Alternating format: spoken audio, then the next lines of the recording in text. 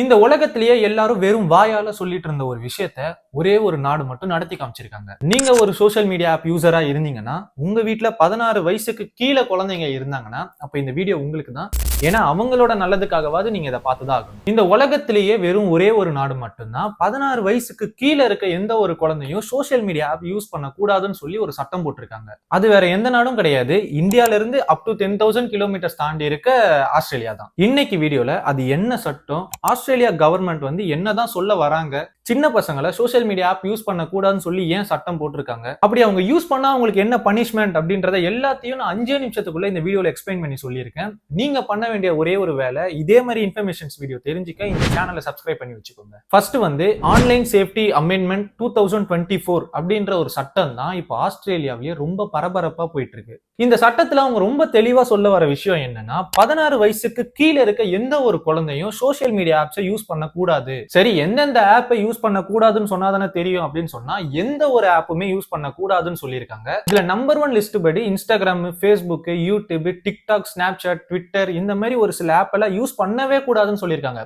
இந்த சட்டம் எப்பத்துல இருந்து ஸ்டார்ட் ஆகுதுன்னா, டிசம்பர் 10, 2025 இன்னையில இருந்து அந்த நாட்டில் இருக்க எந்த ஒரு குழந்தையும் சோசியல் மீடியா ஆப் யூஸ் பண்ண கூடாதுன்னு சொல்லிட்டாங்க. இதுல முக்கியமா என்ன கவனிக்கணும்னா, ஒன்லி ஃபார் ஆப்ஸை மட்டும் தான் அவங்க பேன் பண்ணிருக்காங்க, நாட் ஃபார் கேம்ஸ். அதாவது நீங்க போன்ஸ் யூஸ் பண்ணிக்கலாம், அதுல வந்து நீங்க ஆப்ஸ் மட்டும் தான் யூஸ் பண்ணக்கூடாது, இந்த கேம்ஸ் மற்ற விஷயம் இதெல்லாம் நீங்க பண்ணிக்கலாம் அப்படின்னு இருக்காங்க. சரி, இவ்வளவு நாள் இல்லாம திடீர்னு இவ்வளவு பெரிய சட்டத்தை கொண்டு வந்ததுக்கான காரணம் என்னன்னு சொல்லி நீங்க கேட்டீங்கன்னா, அதுக்கு அவங்க நிறைய காரணத்தை சொல்லியிருக்காங்க. அதுல ஃபர்ஸ்ட் வந்து குழந்தைங்களோட மென்டல் ஹெல்த், சின்ன பசங்களோட மனநிலைன்றது சரியா இல்ல. சோசியல் மீடியா ஆப்ஸ் வந்து பேரண்ட்ஸ்க்கே தெரியாம அவங்க யூஸ் பண்றாங்க.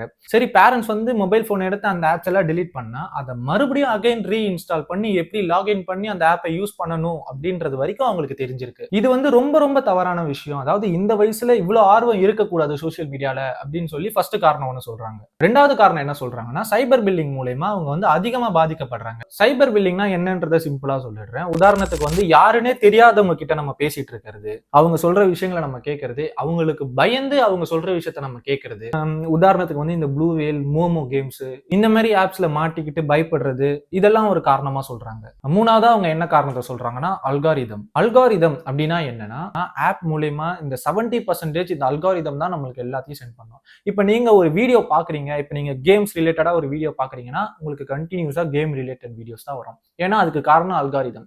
இப்ப நீங்க வந்து ஒரு சீரியல் வீடியோஸா பாக்குறீங்கன்னா, உங்களுக்கு எல்லா சீரியல் வீடியோஸும் வரும். ஏன்னா அதுக்கு காரணம் அல்காரிதம் தான். நீங்க எப்படியாப்பட்ட வீடியோ பாக்குறீங்களோ அப்படியாப்பட்ட வீடியோ உங்களுக்கு அகைன் ஷேர் பண்றதுன்றது இந்த அல்காரிதம். அப்போ ஒன்ஸ் வந்து இந்த சோசியல் மீடியா ஆப்ஸ்ல வந்து இந்த குழந்தைங்க தேவையில்லாத வீடியோஸை பார்த்துட்டாங்கன்னா, அவங்களுக்கு பேக் டு பேக் இந்த மாதிரி தேவையில்லாத கண்டென்ட் வரும். இந்த வன்முறையை தூண்டுற மாதிரி ஒரு சில கண்டென்ட் வீடியோஸ் அவங்க பார்த்துட்டாங்க அப்படின்னா, அவங்களுக்கு பேக் டு பேக் அகைன் அந்த வீடியோ தான் ஷேர் ஆகும். ஸோ இதுல அவங்க மாட்டிக்கினாங்க அப்படின்னா அவங்களோட மைண்ட்ன்றது சேஞ்ச் ஆகிறதுக்கு நிறைய சான்சஸ் இருக்கு. ஸோ இதை வந்து இவங்க ஒரு மூணாவது காரணமா சொல்றாங்க.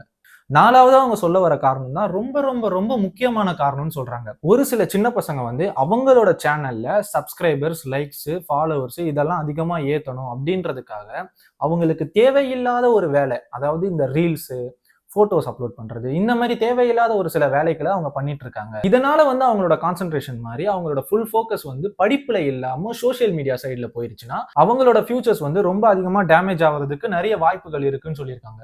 இப்போ நம்மளே இன்ஸ்டாகிராம்ல வர ரீல்ஸ்ல பார்த்திருப்போம், ஒரு ஸ்கூல் பையன் ஸ்கூல் யூனிஃபார்ம் ட்ரெஸ்ஸை போட்டுட்டு ஸ்கூல்ல அதுவும் கிளாஸ் ரூம்ல உட்காந்து ரீல்ஸ் எடுத்து அதை இன்ஸ்டாகிராம்ல அப்லோடும் பண்ணுவான். இதுல நீங்க நல்லா நோட் பண்ணி பாத்தீங்கன்னா, அவன் சூஸ் பண்ற சாங்கே ஒரு ரவுடிசம் சாங்கா இருக்கும், அப்படி இல்லைன்னா ரவுடிசம் டைலாக்கா இருக்கும். ஸ்கூல் படிக்கும் போதே ரவுடிசம் பத்தி அவன் கெத்து நினைச்சிட்டு இருக்கானா, அப்ப அவன் ஸ்கூல் பீரியட்லயும் அதை தான் பண்ணுவான், காலேஜ் பீரியட்லயும் அதை தான் பண்ணுவான். நாளைக்கு அவன் வளர்ந்துட்டான் அப்படின்னா அவனோட மென்டல் ஹெல்த் வந்து ரவுடிசம் தான் கெத்து அப்படின்ற சிச்சுவேஷன்ல அவனை அந்த சைட்ல போகிறதுக்கு நிறைய சான்சஸ் இருக்கு. ஸோ இதை தான் அவங்க சொல்றாங்க, ஃபியூச்சர் ஸ்பாயில் ஆகிடும் அப்படின்றத. சரி, இந்த மாதிரி விஷயம்லாம் அந்த நாட்டில் நடந்துடக்கூடாது அப்படின்றதுக்காக தான் ஆஸ்திரேலியா கவர்மெண்ட் வந்து இந்த ஒரு சட்டத்தை ஸ்ட்ராங்கா போட்டிருக்காங்க. இப்போ உங்களுக்கு எல்லாம் ஒரு டவுட் வரும், ஒருவேளை ஒரு சின்ன பையன் வந்து அந்த சட்டத்தை மீறினானா அவனுக்கு என்ன தண்டனை, இல்ல அவனோட அப்பா அம்மா போனை எடுத்து அவன் அந்த சோசியல் மீடியா ஆப்ஸை யூஸ் பண்ணானா அவனுக்கு என்ன பனிஷ்மெண்ட், இல்ல அவங்க அப்பா அம்மாக்கு என்ன பனிஷ்மெண்ட் சொல்லி நீங்க கேட்டீங்கன்னா, இந்த சட்டத்துல ஆஸ்திரேலியா கவர்மெண்ட் என்ன சொல்றாங்கன்னா, சின்ன பசங்களுக்கும் சரி, சின்ன பசங்களோட பேரண்ட்ஸ்க்கும் சரி, யாருக்கும் எந்த ஒரு பனிஷ்மெண்ட்டும் கிடையாது. அப்படி பனிஷ்மெண்ட் போடுறதா இருந்தா சோசியல் மீடியாவோட மேனேஜ்மெண்ட் சைடுக்கு தான் நாங்க கொடுப்போம் அப்படின்றத மென்ஷன் பண்ணிருக்காங்க. அதாவது இப்ப வந்து நம்ம ஒரு ஆப் டவுன்லோட் பண்றோம் அப்படின்னா அதுல வந்து ஏஜ் வெரிஃபிகேஷன் சொல்லி ஒரு சிஸ்டம் இருக்கும். ஒரு பர்சன் வந்து அந்த ஆப்பை லாகின் பண்ணும்போது இந்த ஆப்பை யூஸ் பண்றதுக்கு நம்ம தகுதியானவனா இல்ல தகுதி அற்றவனான்றதே தெரியும். அப்ப அந்த நாட்டு கவர்மெண்ட்ல வந்து இந்த வெரிஃபிகேஷன் சிஸ்டம் இல்லாம ஏதாவது ஒரு ஆப் நீங்க யூஸ் பண்ணீங்கன்னா ஆஸ்திரேலியன் டாலர்ஸ் படி $49.5 மில்லியன் வந்து அவங்க ஃபைன் அமௌண்டா கொடுக்கறதுக்கு நிறைய சான்சஸ் இருக்கு. அதாவது இந்தியன் காஸ்ட் படி கிட்டத்தட்ட 295 கோடி வந்து அந்த ஆப்புக்கு வந்து ஃபைன் அமௌண்டா கொடுக்கறதுக்கு நிறைய சான்ஸ் இருக்குன்னு சொல்லியிருக்காங்க. இதுல என்னதான் ஆஸ்திரேலியா திடீர்னு இவ்வளவு பெரிய சட்டத்தை இறக்குனாலும் அவங்க நாட்டு குழந்தைங்களை காப்பாத்துறதுக்கு அவங்க எடுத்திருக்க ஒரு சட்டமா இதை அவங்க பாக்குறாங்க. இப்ப நீங்க சொல்லுங்க, ஒரு 16 வயசுக்கு கீழே இருக்க ஒரு சின்ன பையனோ இல்ல ஒரு பொண்ணோ சோசியல் மீடியா ஆப் யூஸ் பண்ணா அவங்களுக்கு எதனா பிரச்சனை வருமா இல்ல வராதா?